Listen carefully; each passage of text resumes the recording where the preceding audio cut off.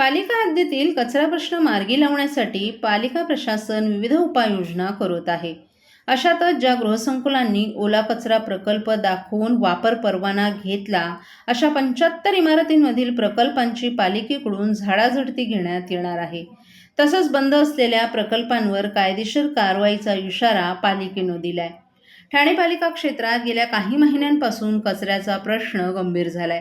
अशातच आतकोली येथे राज्य शासनाकडून पालिकेला कचरा प्रकल्पासाठी जागा उपलब्ध झाली असून त्या ठिकाणी प्रकल्प सुरू करण्यात आला आहे. त्यामुळे शहरातील कचरा समस्या मार्गी लागण्यास सुरुवात झाली आहे. अशातच आता पालिका प्रशासनानं पालिका हद्दीत निर्माण होणाऱ्या कचऱ्यापैकी 60% कचरा ओला कचरा असून उर्वरित कचरा हा सुका आणि इतर स्वरूपाचा असून या कचऱ्याची विल्हेवाट लावणं महापालिकेला शक्य नाही.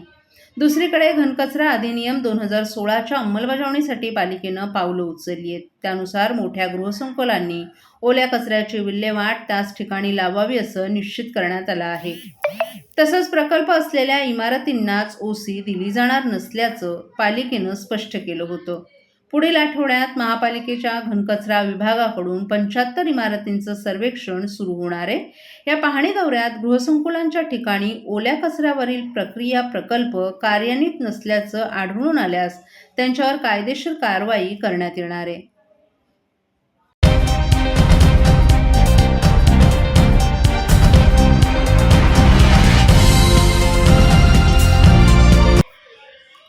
बकरी ईदच्या पार्श्वभूमीवर ठाणे पोलिसांनी कायदा सुव्यवस्था राखण्यासाठी नियोजन सुरू केले.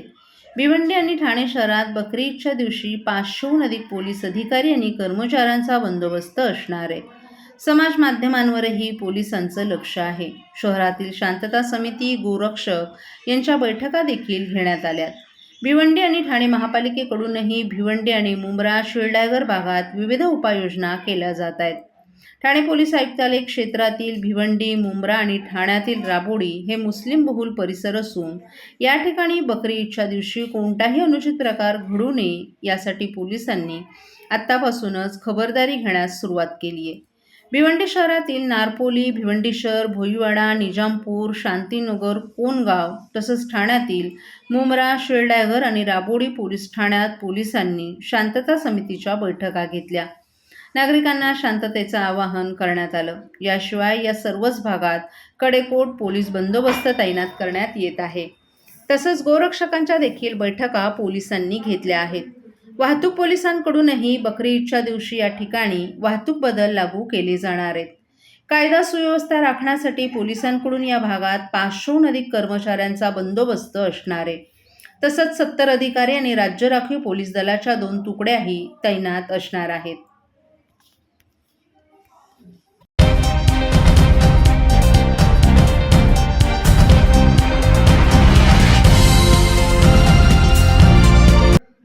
दररोज 100 किलो कचरा निर्माण करणारी गृहसंकुलं आणि आस्थापनांनी आपल्याच आवारात कचऱ्याची विल्हेवाट लावण्यासाठी प्रकल्प उभारावा, यासाठी ठाणे महापालिकेच्या घनकचरा विभागानं पावलं उचलली आहेत.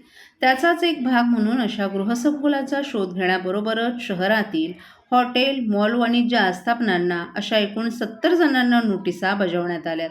यात कचऱ्याची विल्हेवाट लावा, अन्यथा दंडात्मक कारवाईला सामोरं जा असा इशाराही देण्यात आलाय. ठाणे महानगरपालिका क्षेत्रातील 5000 चौरस मीटरपेक्षा अधिक बांधकाम असलेली तसंच दररोज 100 किलो कचरा निर्माण करणारी गृहसंकुलं आणि आस्थापनांना कचरा विल्हेवाट लावणं बंधनकारक करण्याचा निर्णय ठाणे महापालिका प्रशासनानं काही वर्षांपूर्वी घेतला होता. या निर्णयानुसार पालिका प्रशासनानं गृहसंकुलं आणि आस्थापनांना नोटिसा पाठवल्या होत्या. या निर्णयास गृहसंकुलांनी विरोध केल्यानं वाद रंगला होता. राजकीय मध्यस्थीनंतर पालिकेने पुढे काहीच केलं नव्हतं. दरम्यान ठाणे महापालिका क्षेत्रात सीपी तलाव येथील कचरा हस्तांतरण केंद्र बंद केल्यानंतर विभागवार कचरा हस्तांतरण केंद्र उभारण्यास सुरुवात केली होती. मात्र त्यासही नागरिकांनी विरोध केला होता. अखेर पालिकेने आता घनकचरा अधिनियम 2016ची अंमलबजावणी करण्याचा निर्णय घेतला असून यानुसारच दररोज 100 किलो कचरा निर्माण करणारी गृहसंकुलं आणि आस्थापनांनी आपल्याच आवारात कचऱ्याची विल्हेवाट लावण्यासाठी प्रकल्प उभारावा, यासाठी प्रशासनानं पावलं उचलली आहे. त्याचाच एक भाग म्हणून अशा गृहसंकुलांचा शोध घेण्याबरोबरच शहरातील हॉटेल, मॉल वाणिज्य आस्थापनांना अशा एकूण 70 जणांना नोटिसा बजावण्यात आल्यात. यात कचऱ्याची विल्हेवाट लावा अन्यथा दंडात्मक कारवाईला सामोरं जा असा इशारा देण्यात आलाय.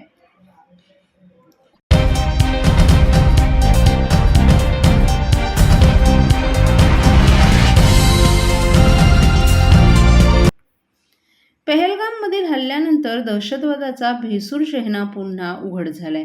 पाक पुरस्कृत दहशतवादी जसे पर्यटकांवर हल्ले करत आहेत, तसंच ते काश्मीरी जनतेलाही त्रास देत आहेत. त्यांनाही बळ देणं गरजेचं आहे अशी भूमिका मांडून दहशतवादाला बळी पडलेल्या घरात घरात जाऊन त्यांचं सांत्वन करण्याचं अभियान राष्ट्रवादी विद्यार्थी काँग्रेस शरद पवार पक्षाच्या राष्ट्रीय कार्याध्यक्षा मर्जिया शानू पठाण यांनी सुरू केले. राष्ट्रवादी विद्यार्थी काँग्रेस शरद पवार पक्षाच्या राष्ट्रीय कार्याध्यक्षा मर्जिया पठाण यांनी चलो अमन की ओर हे अभियान सुरू केले. या अभियानाच्या अंतर्गत दहशतवादाविरोधात शांततेचा लढा हा गांधीवादी विचार घेऊन त्यांनी देशभर दहशतवादी कृत्यात बळी पडलेल्या भारतीय नागरिकांची भेट घेण्याची मोहीम सुरू केली आहे.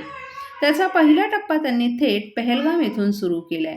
पहलगाम येथे झालेल्या दहशतवादी हल्ल्यानंतर लोकांमधील भीती कमी करण्यासाठी त्या चौकाचौकात उभ्या राहून दहशतवादाविरोधात लढण्याचं आवाहन काश्मीरी जनतेला करत आहेत. सोमवार, मंगळवार आणि बुधवार त्यांनी पहलगाम हल्ल्यात शहीद झालेल्यांच्या कुटुंबियांची भेट घेतली. तसंच छत्तीसगडमधील 11 पर्यटकांना वाचवणारा नजाकत अहमद शहा याची आणि पर्यटकांना वाचवताना दहशतवाद्यांच्या गोळीबारात शहीद झालेला सय्यद हुसेन शहा यांच्या कुटुंबियांची भेट घेतली.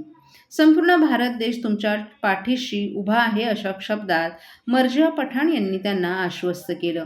दरम्यान पत्रकारांशी बोलताना हा देश बुद्ध, महावीर, गांधींचा असून या देशात कधीच आक्रमक जन्माला आले नसून आम्ही जगभर शांतता आणि अहिंसेचा प्रसार केल्याचं त्यांनी सांगितलं.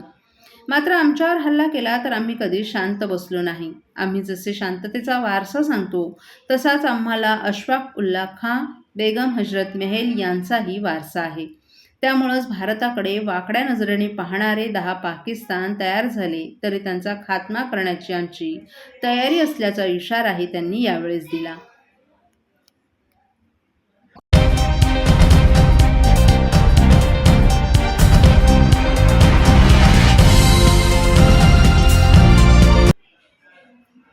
रिक्षा भाडेवाढीला मंजुरी मिळाल्यानंतर 26,000हून अधिक रिक्षा चालकांनी मीटरचं अद्ययावतीकरण केलं नाही. त्यामुळे मनमानी पद्धतीनं भाडे वसुली करणाऱ्या अशा मुजोर रिक्षा चालकांना ठाणे प्रादेशिक परिवहन विभागाकडून प्रतिदिन दंड लावण्यात येणार आहे.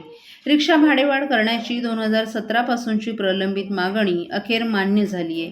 प्रादेशिक परिवहन विभागानं रिक्षा संघटनांच्या मागणीनुसार 3 रुपयांच्या भाडेवाढीला मंजुरी देताना नव्या दरानुसार 3 रुपये प्रमाणे जादा भाडे घेण्यासाठी मीटर अद्ययावतीकरणाची प्रक्रिया सुरू केली आहे. ठाणे आयुक्तालय हद्दीत 8 फेब्रुवारीपासून ही प्रक्रिया सुरू आहे. मात्र 4 महिन्यांचा कालावधी लोटला तरी 26,000 रिक्षा चालकांनी बदल केला नाही. आतापर्यंत केवळ 51,371 रिक्षा चालकांनी मीटर अद्ययावतीकरण करून घेतले. त्यामुळे उर्वरित रिक्षा चालकांना आता प्रतिदिन 50 रुपये दंडाच्या कारवाईला सामोरं जावं लागणार असल्याची माहिती उपप्रादेशिक परिवहन अधिकारी रोहित काटकर यांनी दिली आहे. नव्या नियमानुसार 3 रुपयांची भाडेवाढ मंजूर करण्यात आली आहे. पूर्वी किमान भाडं 23 रुपये होतं, आता ते 26 रुपये झाले. जुन्या दरात मीटरमध्ये 23 रुपयांची नोंद आहे. प्रादेशिक परिवहन अधिकाऱ्यांच्या उपस्थितीत अधिकृत मीटर विक्रेत्यांकडून हा बदल करून घेतला जातोय. ठाणे प्रादेशिक परिवहन कार्यालयाकडील नोंदणीनुसार 77,500 अधिकृत रिक्षा धावत असून यापैकी साधारणतः 51,371 रिक्षांचं मीटर रिकॅलिब्रेशन झालं आहे. असाधारण 26,000हून अधिक रिक्षांचं मीटर रिकॅलिब्रेशन करायचं बाकी आहे. रिक्षा मीटर रिकॅलिब्रेशनसाठी रिक्षाचालकांच्या विनंतीवरून परिवहन प्राधिकरणानं मुदत वाढवून दिली होती. मात्र अजूनही अनेक रिक्षाचालक याकडे जाणीवपूर्वक दुर्लक्ष करताना दिसून येत आहेत.